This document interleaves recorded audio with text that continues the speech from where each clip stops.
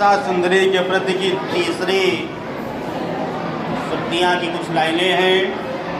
क्या कह रही है उसको समझिए।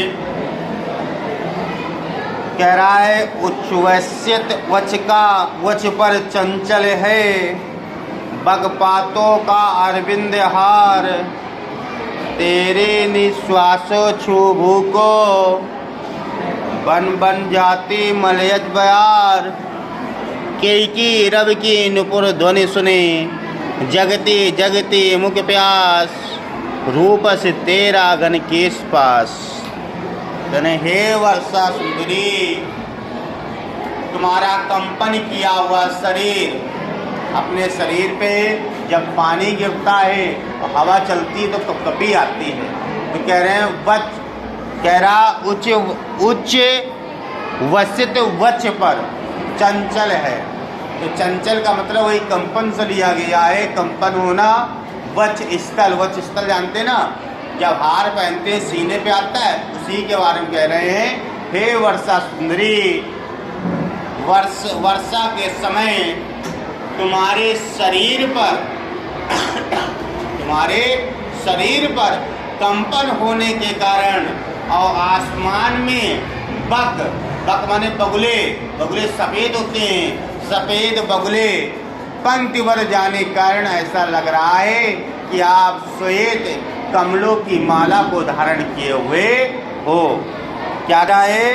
कह रहा है हे वर्षा सुंदरी, तुम्हारे शरीर पर, वर्षा वही बारिश है या बगुले पंक्तिदार जा रहे श्वेत, तो ऐसा लग रहा है जैसे आपके वक्ष स्थल पर आप श्वेत कमलों की माला को धारण किए हुए हो। ये दो लाइनों का अर्थ है। आगे कह रहा है तेरी निश्वासे छू भूको बन जाती मलयज बयार। कह रहे हैं आपके शरीर से एक बूंद जो भू यानी धरा पर गिरती है, तो धरती पर गिरते ही ऐसा सुगंध उत्पन्न होता है। देखो कि जब मिट्टी पे पहली बारिश होती है तो सुगंध आती है ना, सुगंधित। कह रहा वो सुगंध ऐसी होती है जैसे मलयज गिरी पर्वत से सुगंध आई हुई हो। यही यहाँ दे रहा है मलयज बयार।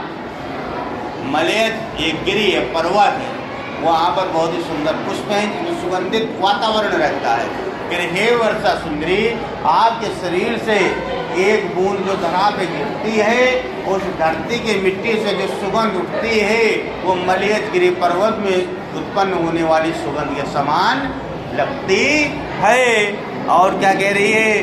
केकी रब की नुपुर ध्वनि सुनी।